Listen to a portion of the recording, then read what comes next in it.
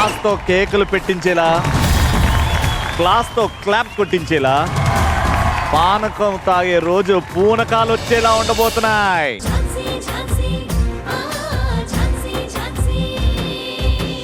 మా అమ్మ నాన్న నాకు టైం ఇవ్వలేదు, నన్ను పట్టించుకోలేదు అని చెప్పడం ఇప్పుడున్న జనరేషన్కి ఒక ఫ్యాషన్ అయిపోయింది.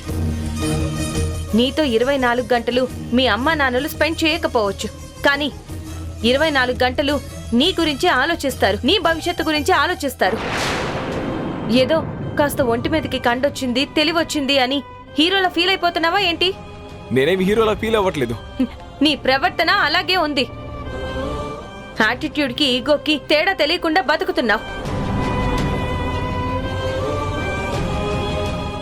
అమ్మ నాన్నల్ని ప్రత్యక్ష దైవాలు అంటారు, నువ్వు అలాంటి వాళ్ళని నిందిస్తున్నావు.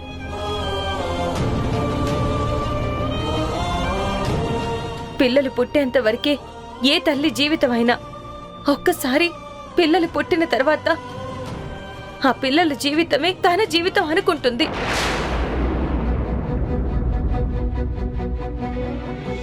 ఉద్యోగం చేసినా, ఇంకొక పని చేసినా, హౌస్ వైఫ్ గా ఉన్నా, రూపాయి సంపాదించినా అన్ని తన పిల్లల్ని దృష్టిలో పెట్టుకుని చేస్తుంది, తెలుసా నీకు?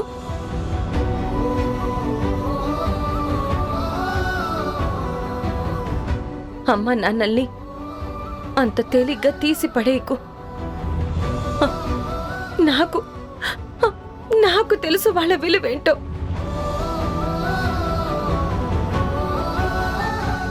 ఎందుకంటే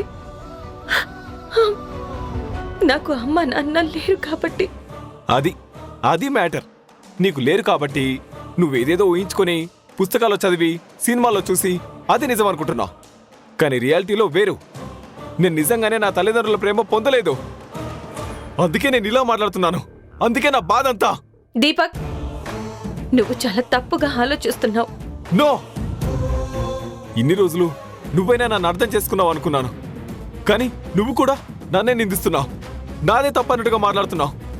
నేను నీ దగ్గర ఉండలేను. నేను వెళ్ళిపోతాను. I'm sorry. వెళ్ళిపో, వెళ్ళిపో.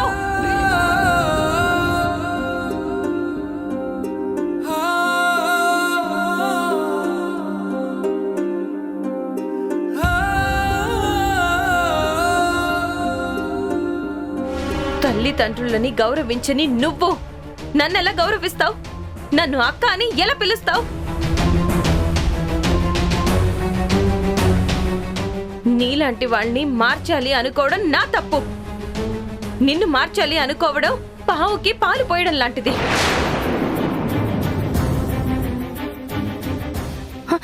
అక్క,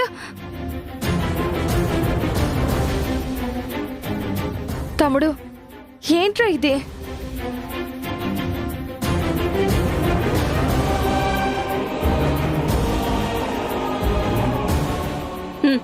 తీసుకో, వెళ్ళు.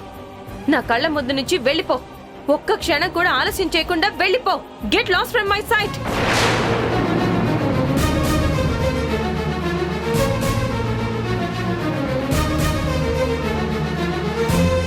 అక్క, అసలే గాయాలయ్యున్నాడు. ఇంత రాత్రిపూట వెళ్ళిపో అంటే ఇప్పుడు ఎక్కడికి వెళ్ళిపోతాడు? ఎక్కడికైనా పోతాడు. వెళ్ళనివ్వు. ఆపకరాణి. తను ఎటిపోతే మనకేంటి? అక్క, అక్క, తమ్ముడు.